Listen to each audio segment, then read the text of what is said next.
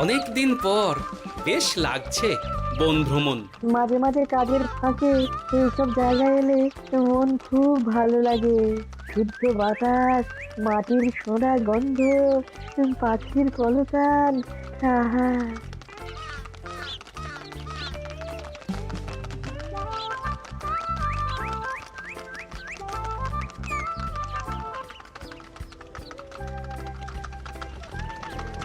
মহারাজের রথ থামছে। আমরা এইখানে বসে আজ রাজকার্য পরিচালনা করব। মন্ত্রী, তুমি ঝটপট এখানে বসার বন্দোবস্ত করে দাও। আমি এক্ষুনি ব্যবস্থা করে দিচ্ছি মহারাজ। এই এখানেই আমাদের বসার জন্য ছাউনি করে দাও। এক্ষুনি করে দিচ্ছি মন্ত্রী মশাই। এরা বসার জায়গাটা করে দিক, ততক্ষণ আমরা একটু হেঁটে আসি।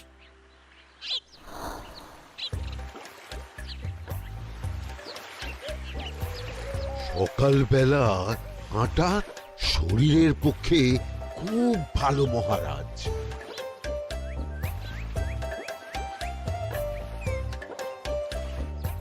আগেকার দিনে রাজা মহারাজরা এই সব বনে মৃগয়া করতে আসতেন। মৃগয়া একদম ভালো নয় মন্ত্রী। তুমি জঙ্গলে আসছো অন্য প্রাণীদের মারতে। কেন মারবে? ওরা তো তোমার কোনো ক্ষতি করেনি। না, তা করেনি, কিন্তু তখন ওটা রাজা মহারাজাদের খেলা ছিল। শুনেছি আপনার প্রপিতামহ খুব ভালো বাঘ শিকার করতেন, অনেক বাঘ মেরেছেন।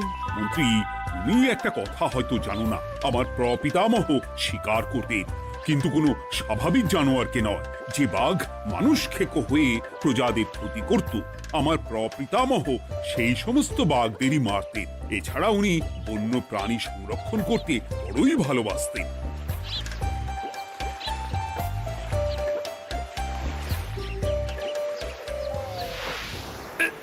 উফ, এটা আবার কি? এই এটা আবার কোথা থেকে উড়ে এলো? কোথাও তো ঝড় হাওয়া কিছুই নেই।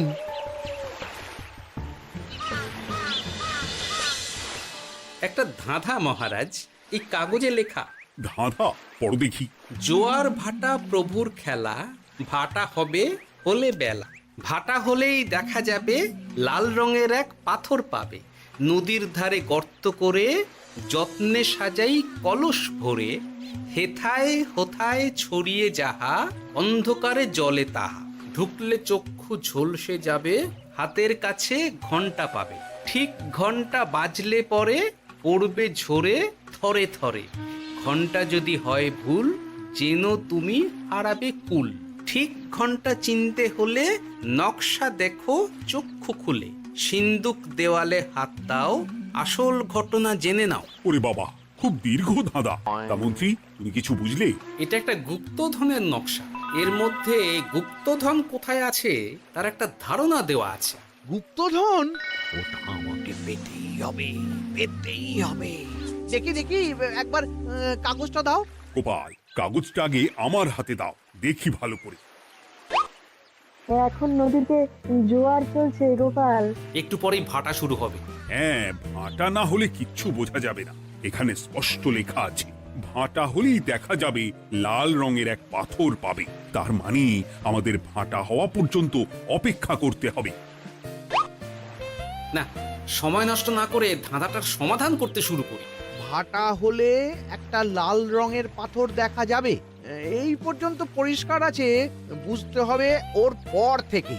পড়ো গোপাল, চলো আমরা সবাই বুদ্ধি লাগাই। নদীর ধারে গর্ত করে যত্নে সাজাই কলস ভরে। এটার অর্থ, ধাঁধাটা মাথায় বসিয়ে নিয়েছি, এবার কে কি বলবে সেটা শুনতে হবে। চলো গোপাল, আমরা ধাঁধা যেমন যেমন বলেছি তেমন তেমন ভাবেই চলি। চলুন মহারাজ, এখন আমাদের দেখতে হবে লাল পাথর। কোথায় আছে লাল পাথর? চলো চলো সবাই, চোখ কান খুলে আমরা নদীর পাড় ধরে হাঁটি। আমি একটু তফাতে হাঁটি। গুপ্তধন আমাকে একা পেতে হবে। ভাটা হলেই দেখা যাবে লাল রঙের এক পাথর পাবে। আমাকে চোখ কান খোলা রাখতে হবে। লাল পাথর, নদীর চড়ায় লাল পাথর দেখতে হবে। লাল পাথর, লাল পাথর। ওটা কি? এই তো লাল পাথর, লাল পাথর। আমরা অনেকটা এগিয়ে গেছি, ওদের আমার দিকে নজর নেই। এই সুযোগ, এই সুযোগ, একা একা গুপ্তধন নিয়ে পালাবো। আহ, এ, এ।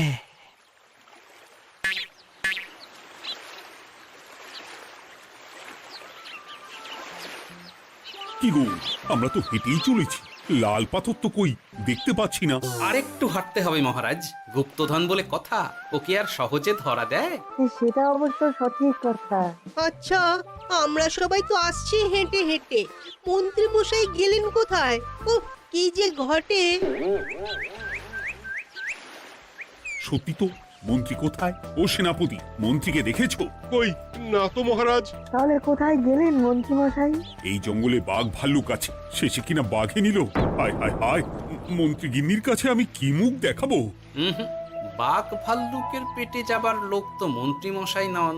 ও গোপাল, কি ভাবছো? কিছু তো একটা বলো। এখন আমাদের মন্ত্রী মশাইকেই খুঁজতে হবে। তবে মন্ত্রী মশাই বাঘ ভাল্লুকের পেটে যায়নি। তুমি নিশ্চিত হচ্ছ কি করে?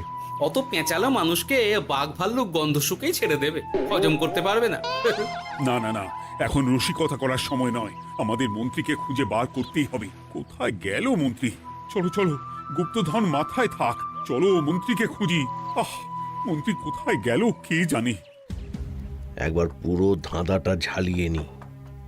ভাটা হলেই দেখা যাবে লাল রঙের এক পাথর পাবে। ভাটা হয়েছে, লাল রঙের পাথরের মাথায় চাপ দিয়ে গুহার মুখও খুলেছি। এবার এবার নদীর ধারে গর্ত করে যত্নে সাজাই কলস ভরে। এটাই তো ঠিক বুঝতে পারছি না।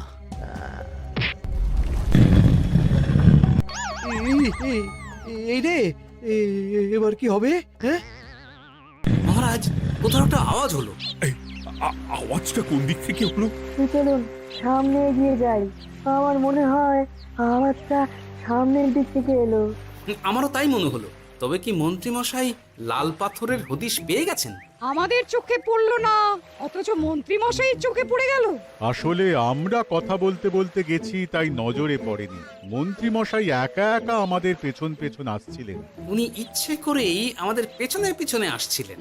নিজে একা গুপ্তধন নিয়ে যেতে চেয়েছিলেন, এখন কোথায় আছেন কে জানে।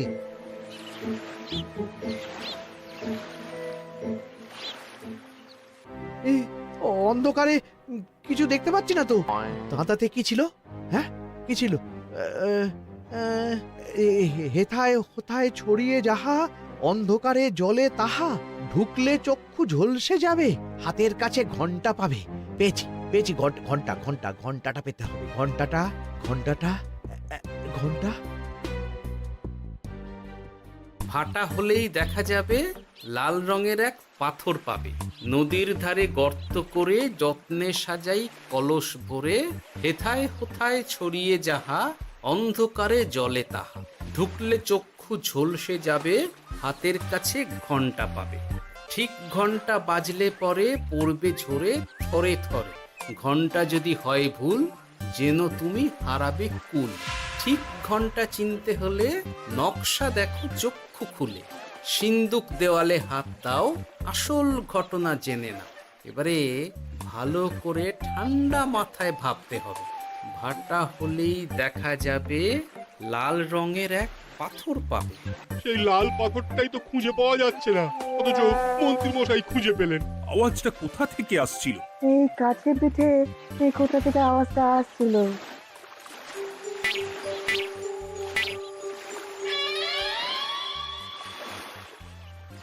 এই তো, এটাই মনে হয় সেই লাল পাথর। একটু নাড়িয়ে চাড়িয়ে দেখি তো কিছু হয় কিনা।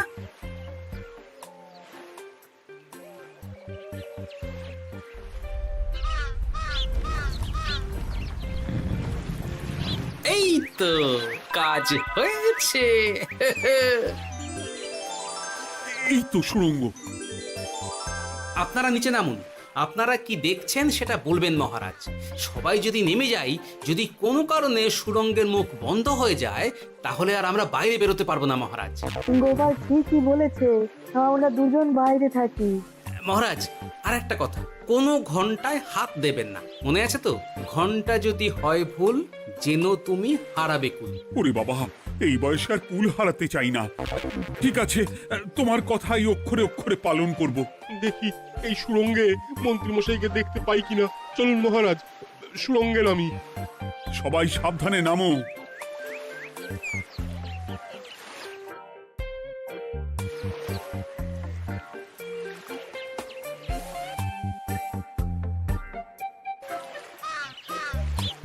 মহারাজ, ওখানে কি কি দেখতে পাচ্ছেন? ওখানে কি মন্ত্রী মশাই আছেন? না গোপাল, মন্ত্রীকে এখনো দেখতে পাইনি। শুধু আমি এখানে অজস্র পাথর দেখতে পাচ্ছি।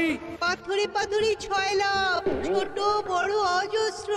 পাথরগুলো বড় অদ্ভুত, কিরকম কিরকম মানুষ মানুষ গড়ন। লম্বা বেঁটে হরেক রকম। মানুষ মানুষ গরম, সেটা কি রকম? আর কিছু? কোনো কলসি কি দেখতে পাচ্ছেন? কলসি তো দেখতে পাচ্ছি না। মহারাজ, কলসি থাকতেই হবে, কারণ ধাঁধায় লেখা আছে নদীর ধারে যত্ন করে যত্নে সাজাই কলস ভরে। গর্তটা আসলে হলো সুড়ঙ্গ, কিন্তু কলস। মহারাজ, মহারাজ, এইদিকে এইদিকে একটা কলসের মতো কি যেন আছে। এইদিকে আসুন, এদিকে এদিকে। হ্যাঁ গোপাল, দেখতে পেয়েছি। এবার আমি যেরকম যেরকম বলবো সেই রকম সেরকমই করবেন। আমি বিজ্ঞানীকে নদী থেকে জল তুলে পাঠিয়ে দিচ্ছি। পাত্র কোথায় পাবে? আমাদের জল খাবার যে পাত্র আছে সেটা আনতে লোক পাঠাচ্ছি। ঠিক আছে। শুধু একটা কথা বলছি, আপনারা কেউই সুড়ঙ্গের ভেতরে কোনো কিছুতে হাত দেবেন না। কেন গোপাল? সব পরে বলবো, এখন আমি যা বলছি সেটা শুধু মনে রাখুন। সুড়ঙ্গের ভেতরে কিছুতে হাত দেবেন না। ঠিক আছে। প্রহরী, তুমি যাও, যেখানে আমাদের বসবার আয়োজন করা হয়েছে সেখানে গিয়ে একটা জলের পাত্র নিয়ে নদী থেকে জল ভরে নিয়ে এসো। গোপাল, মন্ত্রী মশাই কোথায় গায়েব হয়ে গেলেন? কোথাও গায়েব হয়ে যাননি বিজ্ঞানী, কোথাও গায়েব হয়ে যাননি উনি। উনি ওই সুড়ঙ্গের ভেতরেই আছেন। কিন্তু কেউ তো ওনাকে দেখতে পাননি। সম্ভবত পাথর হয়ে আছে। এখন কিভাবে পাথর হয়েছেন সেটা তো আমি বলতে পারবো না। সবটাই স্বপ্নের মতো লাগছে। ঠিক যেন স্বপ্নের মতো লাগছে। এই জীবনে সুরঙ্গ দর্শন হয়ে গেল। আমাদের পাতাল প্রবেশ। পাতালে আসিয়া আমি মনে মনে বলি, গুপ্তধন নিয়ে আমরা যেন সৎ পথে চলি। তোমার এখনো কাব্য আসছে সভাকবি?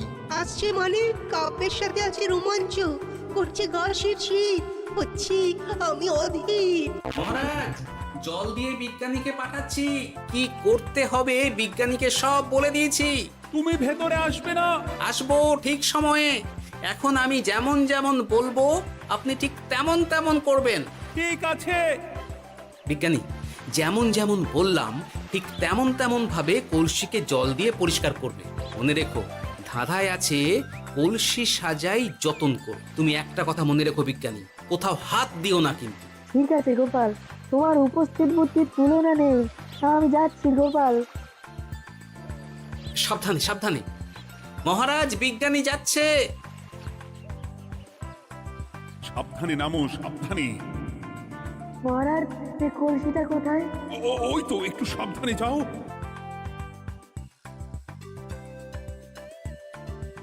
বিজ্ঞানী, কলসির দেখা পেয়েছো?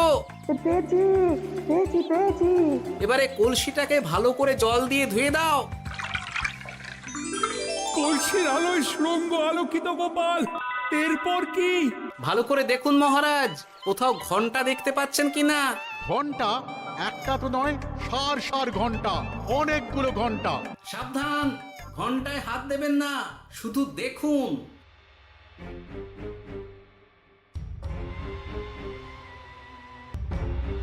মহারাজ, আমরা গুপ্তধনের খুব কাছে চলে এসেছি। তাই নাকি? কি মজা কি মজা, এবার খাবো ক্ষীরের গজা। আহ, সভাকবি চুপ করো। এখনো আমরা গুপ্তধন পাইনি। বাবার মুখে দাঁড়িয়ে সবগুলো তারা আঁকা। বিজ্ঞানী, কোনো ঘন্টায় চাঁদের নকশা করা আছে কি? একটু দেখে বলো না। আমি আতস কাজ নিয়েই দেখছি, সব ঘন্টাতেই তারা আঁকা। খবরদার, কোনো ঘন্টাকেই ছোঁবে না। ঠিক আছে, কোনো কিছু না ছুঁয়ে আমি দেখছি। পেয়েছি গোপাল, চাঁদ আঁকার ঘন্টা পেয়েছি। ওই ঘন্টাটা বাজাও, বাজাও।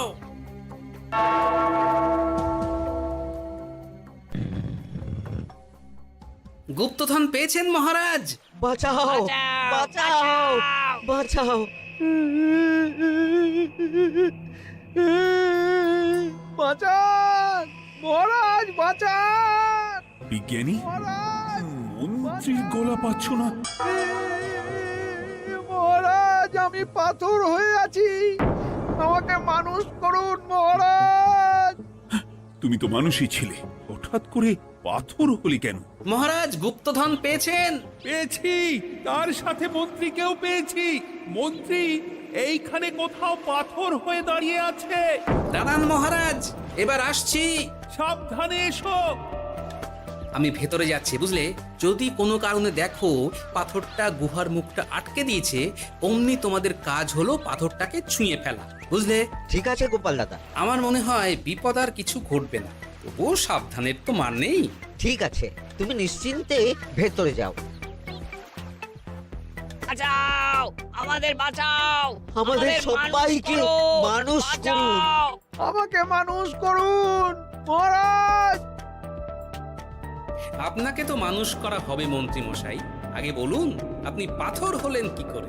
ও, মনে পড়েছে, ধারার শেষ লাইন, সিন্দুক দেওয়ালে হাত দাও, আসল খবর জেনে না। সত্যি গোপাল, তুমি না থাকলে এই এত কিছু আমাদের সবার কাছে অজানাই থেকে যেত।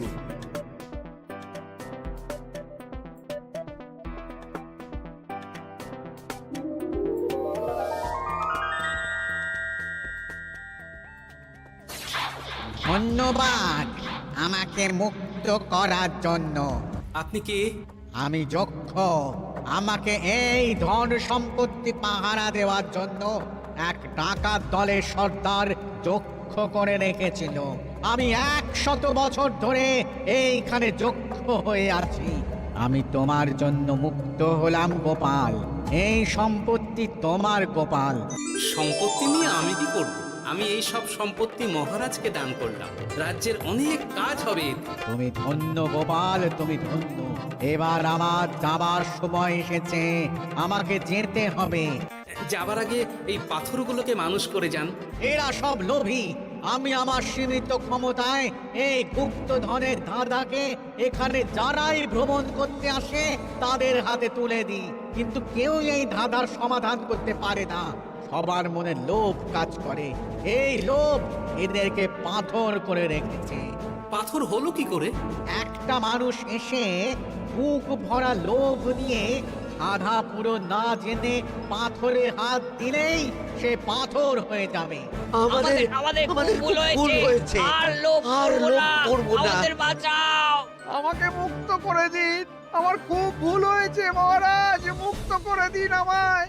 তুমি এখানে আগে এসেছিলে, তাই তো আগে এসে ভাবলে নিজেই একা একা গুপ্তধনকে হরপ করে দেবে।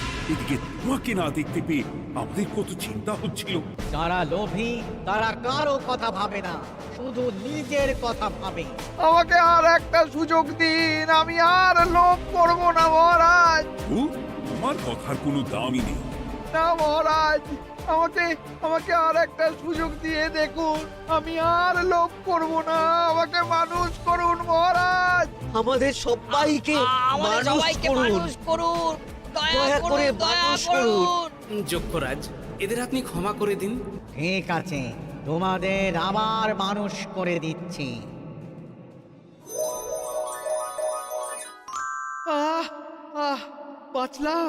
বাঁচলাম। এই রকম বারবার বাঁচা যাবে না কিন্তু।